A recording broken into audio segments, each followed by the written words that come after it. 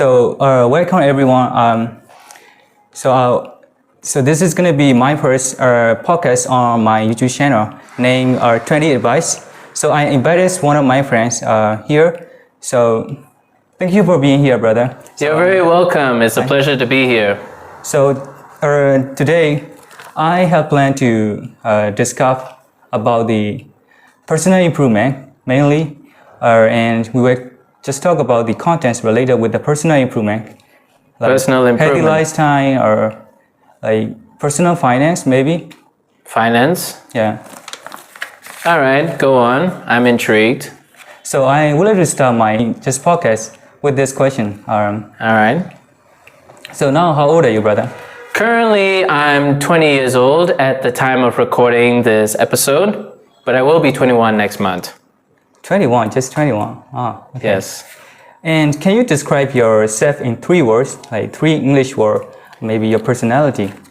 Describe myself in 3 words. I would say nuance, firstly. Uncertain. Uncertain. Yes, Ah, that's uncertain. interesting. Because I am a complicated person. Nuance, uncertain. And I would say distant. Say just funny, maybe, because I mean, it's most of the time when I see you, you just talk some jokes, so I could say you're funny. Well, you could say that, but mainly when I'm out socializing, I'm able to express my true self, whereas other times I don't express myself so freely, and I'm very closed off. So that's why I consider myself uncertain and distant. And considering my age and the current, well, let's just say, era we live in right now, things can get a little tense, at least for someone like me. And I find you like even though you're just younger than me, but you have, you look mature. You have some experience about, life's experience. You kind of look mature. I find you that way. I do appreciate that, but I will have to say my maturity is mainly because of my experiences and what I had to go through that made me what I am today. I see. And what do you usually do for your personal improvement? And it's also a new year right now. So, like, what kind of habits do you just follow or you pursue for your personal improvement? That's a pretty tricky question because when you think about it, we all are so obsessed with locking in and being disciplined and trying to move forward, but a lot of times we become very stagnant and we don't know what to do or where to go, that we end up doing nothing. So in my case, I usually try to self-reflect, basically think back on the things that I've done, what I didn't do, and what I was feeling at the time. And I ask myself difficult questions like, what I did wrong here? How could I have improved in this area? And so on and so forth. And a lot of times, it's not always fun. Sometimes you have to be hard on yourself and take some accountability. But that's what I try to do, just self-reflect.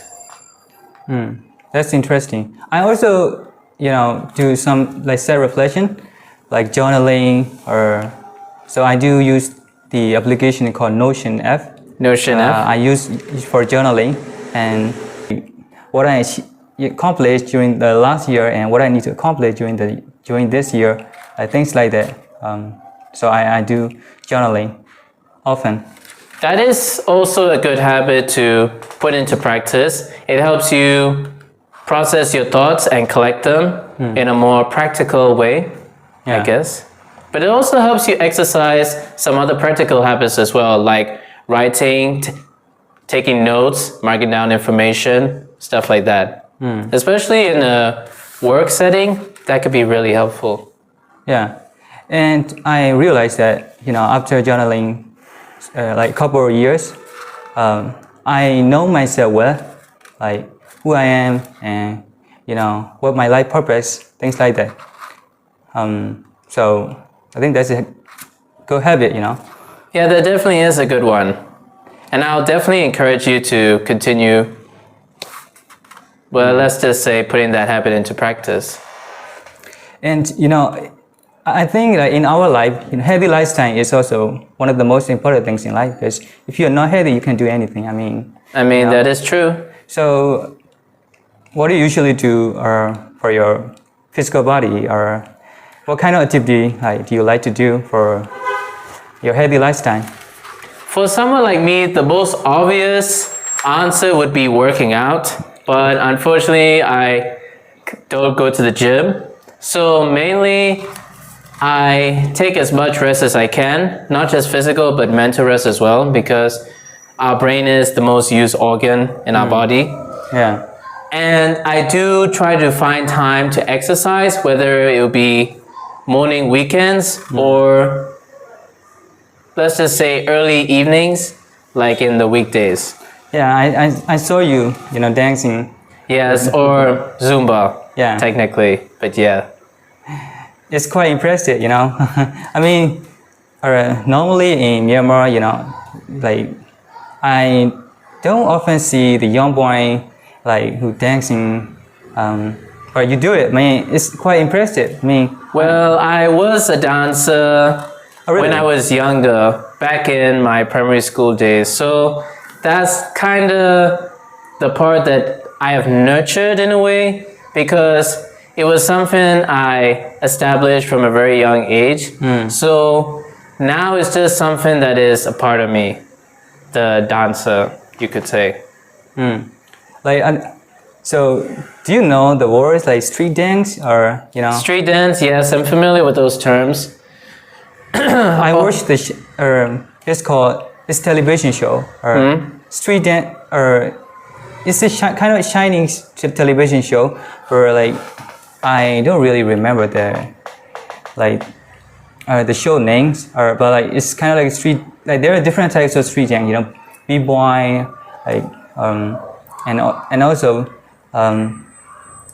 I forgot some of the name, but it's really quite interesting, the way they dance. So are you interested in those kind of dancing, like street dance? Yes, and I would like to point out, what type of dancing did you see in those shows? Besides the street dance. What I remember is b-boy. It's my favorite one because they also do this. I don't know how they call it. I forgot the name. So is it like a particular move? Yeah, particular, yeah. Okay. So what about the setting? Where exactly were they dancing? In the dance studio, or in the streets, or in the park, or where exactly? It's this show, right? So they do have kind of a stadium, I guess. Studio? Maybe studio, yeah. What they call it, studio. Because most dancers have their own studio where they practice, rehearse, choreograph, and even practice there. It's a competition, brother. Yes, some compete, others do it for fun, while others do it for a living. Okay. It can be done in a multitude of ways. Yeah, maybe I can show you the video on YouTube. Yeah, maybe some other time you could show me that. Okay, so continuing our conversation, I have this question that popped right in my mind. So with the personal finance, how do you manage for your personal finance? So are you trying to say, how do I manage my financial situation? Yeah, absolutely. Well, this is not the end-all be-all for everyone, because every young adult has to handle it differently, and unfortunately some get less support than others. So in my case, whatever money I'm getting, I try to save as much as I can and only use when I need to, whether that be for household, groceries, bills, stuff like that. Or even emergencies. Saving is one of the strategy for your personal finance, I guess. Yes, saving at least maybe 20 to 50% of whatever money I can get. And that's a good habit, brother. And using the other, let's just say 80 to 50% for what I need and a little bit for what I would want for myself personally. So when I was your age, like when I was 21, I didn't really know about personal finance, and even about I don't know anything about like investing or or like saving. I mean, I just whenever I have money, I spend it because I didn't realize that making money is when I growing up, it's not as easy as that I expected. So, but right now I'm a minimalist. I follow the minimalism. So I try to stop spending for the material that is not very important in my life. So I don't buy a lot of clothes right now. So that's how I kind of manage my finance. I mean, and how about you? I think you know the word like minimalism, right? Minimalism, yes, that is a good method of saving money because you're reducing your expenses from what you will want to what you only need. So when you practice minimalism, you're basically reducing unnecessary baggage and focusing on what is significant. You're right. That being potentially your rent, your daily food, your water, your groceries for your household, whatever you need for yourself and your family, stuff like that. And most people learn it the hard way, just like you and I. Yeah. And for you, what is the most important things in your life? Most important thing would be purpose. Life purpose? Like what are you planning to do for your life? What do you want to do with your life? Because we are all born for a reason. Maybe for something out of our control or an opportunity to do something that we probably didn't even want to begin with, but are given the chance to. Yeah. So after a certain age, like around 18 to 20, you gotta start asking yourself, what is my purpose? What do I want to do in my life? Because there's a lot of things you could do, some good, some bad, but it all comes down to you. What do you choose to do for the rest of your life? In my case, for a time it was being a teacher, but only for financial stability. And that wasn't my true purpose. My true purpose was artistic creativity. Wow. Which is why I started making my own YouTube content, and hopefully, step by step, I'll eventually get into the film industry and become what I truly want, a cinematic storyteller. But that's just my ambition. Everyone might have their own ambition. Of course, why not? So your passion is, I guess, according to your top, is creativity, I guess, like what creativity, art, and entertainment. What about you? What is your passion? So for me, like FIRE, right? Financial independence, early retirement, I guess. Okay. That's the word, like that stands for FIRE. So before I turn in my 20s, before I turn like 30, I want to make sure. I know it's not easy for people for the young people who live in Myanmar, but I want to make sure that I want to have this financial independence, early retirement, before I turn 30. So that's my plan. It's one of my goals. So this YouTube channel also, it's I don't have like much expectation on that, but it's also one of my plan. That's why I'm creating this YouTube contents. But I'm not trying to be popular or something like that. I'm just doing what I love to do in my life.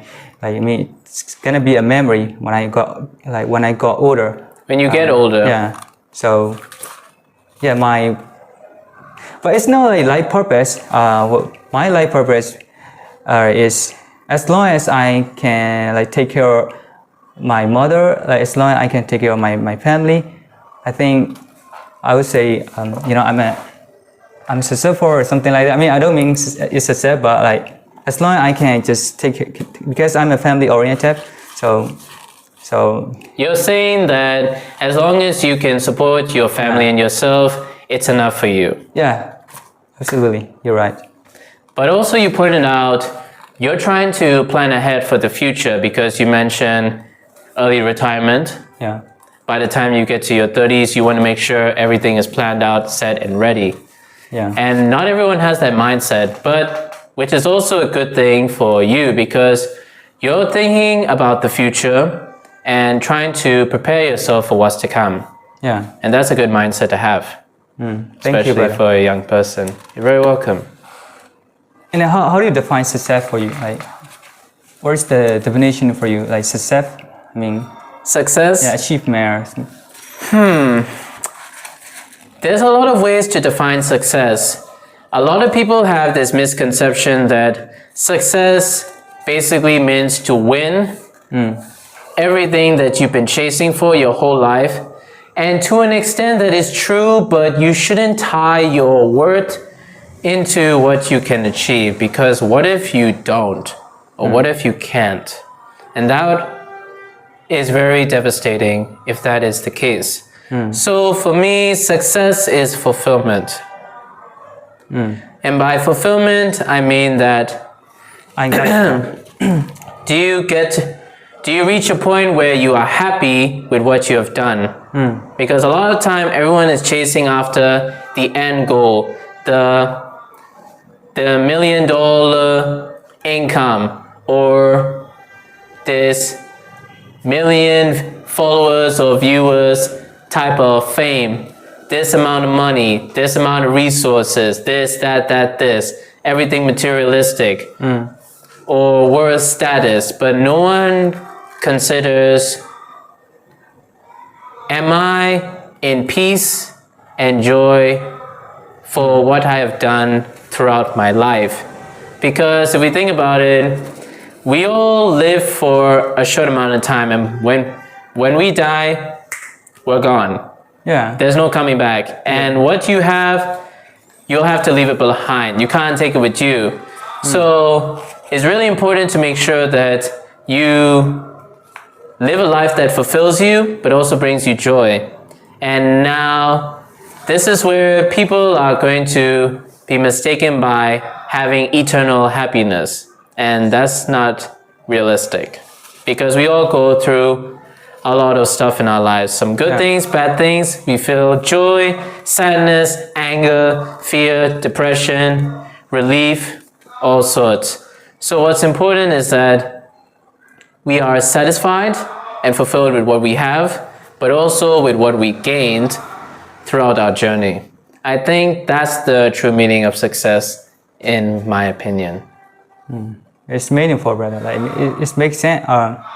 It's really like need to point out, what should be our life purpose. So, yeah, that's really meaningful. Yes. So how would you define success, or at least achievement in you? So I agree, with you your definition. I mean, What I said. yeah. So, like I mentioned before,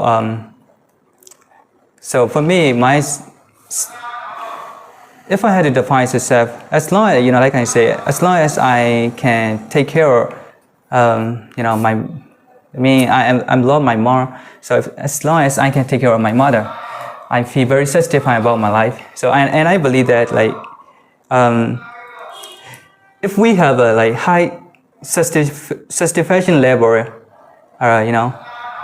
in our life, that's enough for I don't want to be very rich or very wealthy, or if I am satisfying my life 80% maybe, I'm just proud of myself. That's my fulfillment, right? That's good. And so in my life, there are 3 priorities that that I'm always put on my list for the very important things. like the very first thing is being healthy, like Health. and the second one like is like finance. Finance. Oh, I'm gonna put the second one as family. Because Family. and the last one is it's money, finance. Because, Finance. yeah, so these three categories are like very crucial in my life. And so, how about your perspective on these three categories? What is the like first priority, or if in your life, what is the first number one priority things among these three categories? Now this is a tricky one because anyone could argue that all three are equally as important or one is more important than the other. So it all comes down to your mindset, your perspective, and how you view certain things. From my perspective, social connection is really important because we are human beings and humans are social creatures. So for me, number one is family, friends, and community. So it's not just family and friends, community as a whole. Community is number one, most important, because as much as many people like to deny and try to go against, we cannot survive alone. So family, friends, community is number one, most important. Second of all would be health. And lastly, money, which might be controversial for some people, and I get it. If you disagree, you can argue with us in the comments all you want. It's just my perspective. But I think it's similar though, Yes, it just depends on what you put first. Yeah. But the three categories are just as important as the last. So there's another question. So you are now 21. Do you have any mistake, or then you learn something from you learn something a valuable lesson from that mistake or experience? What could be one of your mistakes and then you learn something from it? So a mistake that I made that I look back and got a lesson from. All right, so we're gonna have to flash back all the way to June 2025, last year. 2025? I was at my last job, and at the start of the year, it was doing okay. But throughout the months of my last year, things did get more difficult. One of my students left the school, and my students were failing exams and not catching up with less as well. And because of that, I tried so hard to fix things that I forgot to ask for help and take a moment to let myself process the situation.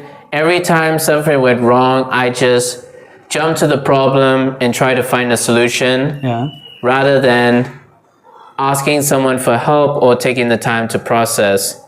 And because of my individualistic mindset, I nearly pushed a lot of valuable people away, particularly my employer and some of my colleagues. Even though they noticed my problems and tried to help, only when it got too serious, I accepted their help and collaborated. Other times, I would just stick to myself, isolate myself, and just face the problem on my own, because I had this mindset of, I'm a man, I got to handle this by myself, otherwise I'm not a real man.